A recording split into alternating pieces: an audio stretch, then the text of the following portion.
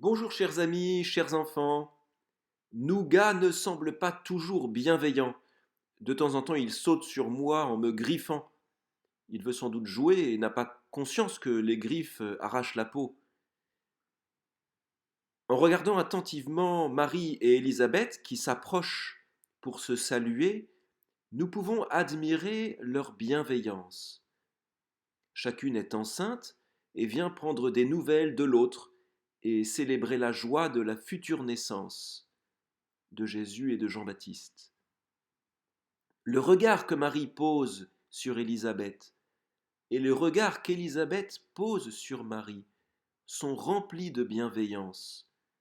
C'est-à-dire qu'elles sont disposées à voir le bien dans l'autre.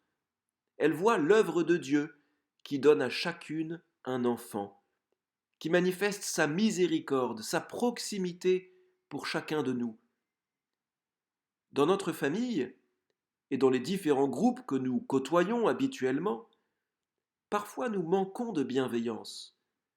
Nous nous moquons de l'autre lorsqu'il rate quelque chose, nous lui rappelons pour l'humilier un de ses défauts, une faiblesse, au lieu de l'élever en voyant en lui l'œuvre de Dieu.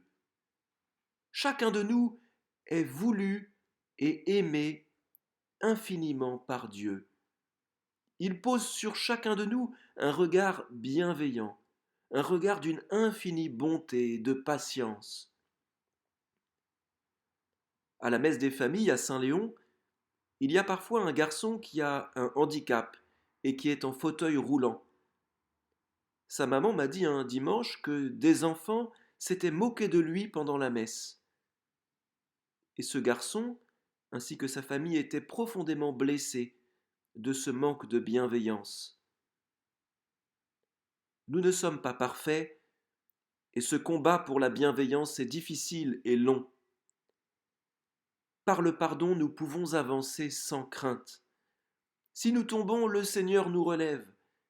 Il connaît bien nos difficultés, nos fragilités, nos combats, et il nous tend la main.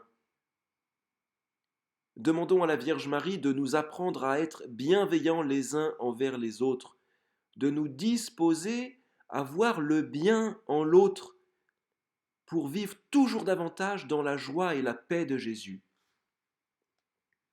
Je vous salue Marie, pleine de grâce, le Seigneur est avec vous, vous êtes bénie entre toutes les femmes, et Jésus, le fruit de vos entrailles, est béni.